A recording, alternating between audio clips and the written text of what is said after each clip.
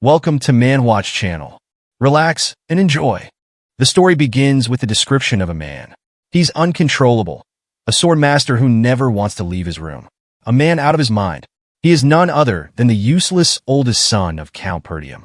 And yet, this very man defeated the best knight of the northern region. The knight, humiliated and in disbelief, asked himself, how could this useless garbage defeat me?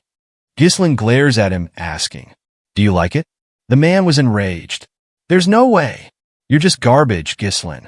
How did you know about my plans beforehand? Ghislain replied that he did not only know their plans, but he also knew exactly how many of them there were, who the spies among them, and even who had helped him with the reinforcements. I knew everything, from the very beginning. You walked right into the palm of my hand. The man's anger boils over. There's no way. I've always been the hidden ace card. How could a useless piece of trash like you dare to mess with me? Before he can finish, Ghislain interrupts him with a swift, brutal kick to the face. The man staggers back as Ghislain tells him, shut it. He removes his helmet and says to try invading as many times as they like. In the end, he'll be the one who wins this war. Every single time, without fail. With a smirk on his face, he asked, do you know why that is? Because I have got all of the plans. The scene shifts to a year ago in the Lithuania kingdom, near the Perdium estate. Ghislain is staring at his trembling hands. What just happened?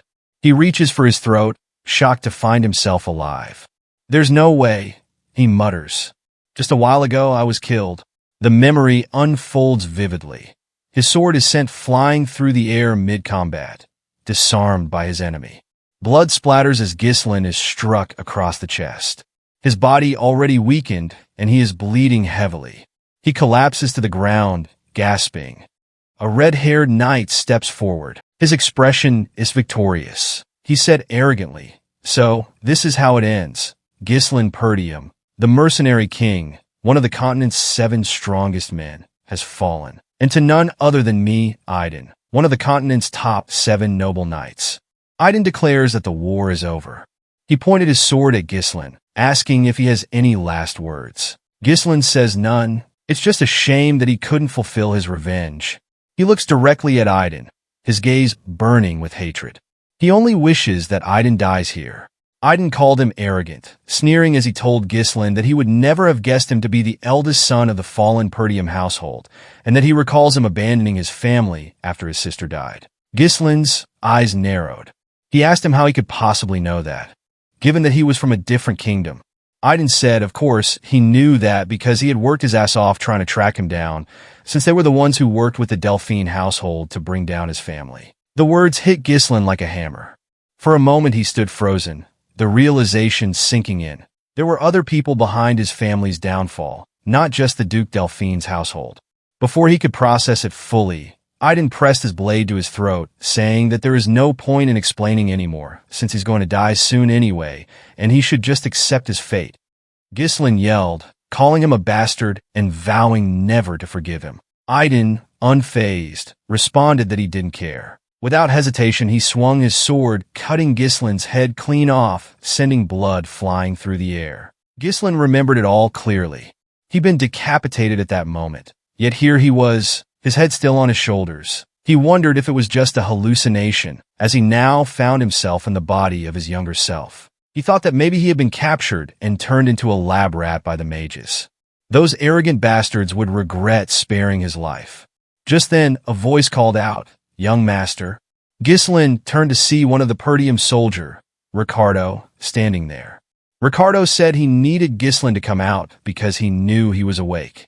Ghislain immediately ordered Ricardo to be quiet, pressing his blade against the man's throat, saying he'll let him live if he answers his questions. Or maybe not. The air grew heavy with his killing intent, leaving no room for doubt about his seriousness. Ricardo, utterly baffled, asks what's going on, saying this is crossing a line and that no means no. Ghislain's expression shifted to one of confusion. He wonders about Ricardo's reaction, given that he's being threatened, and asks what he means. Ricardo pushes him away and explains that he tired himself out during his earlier tantrum and fell asleep. Ghislain asks what he's talking about, and Ricardo responds by asking if he forgot what happened after taking a nap. He explains that Ghislain had been throwing a tantrum about wanting to command the group to raid the orcs. Ghislain, clearly confused, asks what kind of nonsense Ricardo is talking about. Ricardo tells him to pull himself together because people are waiting on them. Ghislain asks where they're going. Ricardo casually replies, to the Perdium estate.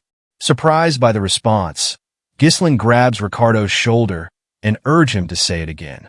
Ricardo, now confused, asks what's wrong, but Ghislain holds him tightly, asking if he means the fallen Perdium estate. The scene shifts to Ghislain staring at the Perdium estate. He mutters in disbelief that it's really his house and wonders how it's still standing, recalling how he had seen it reduced to ashes in the past. Ricardo, noticing Ghislain's reaction, asks if he had a nightmare or something. He remarks that calling his own estate fallen is going too far and warns that the Count would kick him out if he heard such talk. Ghislain, still confused, pinches himself to check if he's dreaming. The pain quickly convinces him that he's not. Observing his younger face and the estate in its original form, he realized he might have either traveled back in time or ended up in an alternate timeline. In his younger years, he resented the household. His immaturity was born from feeling inferior that led to trouble. As time passed, more people from the household avoided him. Unable to endure the criticism, he chose to run away from home. After a long time, he became a mercenary, surviving countless battles, building his skills, and making a name for himself.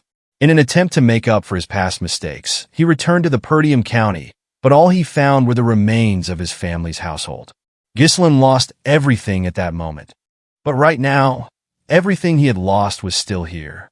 The people he cherished were still alive, and he felt deeply grateful for this second chance. A wicked smile spread across his face as he couldn't believe what was happening. Then he recalled Ricardo mentioning the raid on the orcs. We can see the seriousness in Ghislain's eyes. He couldn't forget that day. The day when most of the raid squad would die brutally to the orcs. In his past life, he had joined the orc raid squad in an attempt to make a name for himself. At that time, the report had claimed there were only 3 orcs. He thought it would be an easy task, simple enough for someone like him who had no experience commanding a squad. But when they arrived, they found more than 20 orcs ready to devour them. Nearly everyone ended up dying due to his stubbornness and his desire to command them all. But right now it should have been manageable as these orcs lacked any real strategy. The real problem, however, was whether the others would trust him, considering they all saw him as a useless bastard. Suddenly, he heard something being thrown overhead. It turned out to be one of their defensive fortresses, sent flying across the ground and landing in front of him. 3 soldiers, their faces filled with surprise and fear, shouted that the orcs were here. As we see the giant reddish orcs charging straight in, Ghislain wondered if they had arrived this quickly in his past life as well. The soldiers were no match for the overwhelming strength of the orcs. With a single swing of its hammer, an orc crushed 2 soldiers at once. The battle quickly devolved into a one-sided massacre. In the middle of the fight, a sudden voice cut through the chaos. Someone shouted loudly, "Everybody get into formation. There's no need to panic." It turned out to be Skovan, the raid squad commander. The orc swings his blade at Skovan, who narrowly avoids it. He mutters that they let their guard down and admits they weren't prepared for an ambush. He notes that there are far more enemies than reported and fears that at this rate, they're all going to die. Ghislain calls out to Skovan, causing him to turn in confusion. Ghislain warns him to watch his back, as an orc is coming in for a surprise attack. Suddenly, Ghislain dashes forward, heading straight for Skovan. He places a firm hand on Skovan's shoulder and pushes him out of the way, just in time to avoid the attack. Skovan stands frozen in confusion, wondering why Ghislain would sacrifice himself for him. But his thoughts are cut short as Ghislain drives his blade straight through the orc's hand, severing its arm and leg in a single swift motion. A stunned silence falls over everyone as the orc lets out a thunderous scream before crashing to the ground, the impact sending tremors through the earth beneath its massive size. Shaking the blood off his blade, he mutters to himself that he can't use mana at the moment. Still, our main character was able to slice through the orcs like jelly. Maybe he really is a natural-born chef. Ghislain walks towards Skovan. He asks directly if he is the commander. Skovan, still confused and unsure how to respond, hesitates. Before he can answer, Ghislain interrupts him, saying, "Give it to me." Skovan looks at him, baffled what he is talking about. Without hesitation, Ghislain replies that he wants the commander rights.